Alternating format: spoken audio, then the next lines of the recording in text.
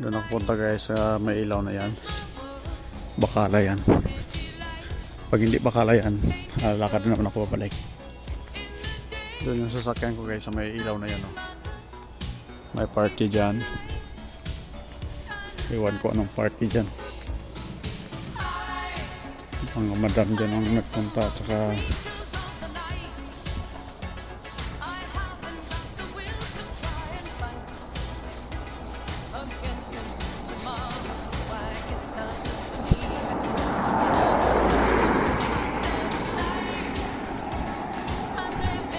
nakabukla.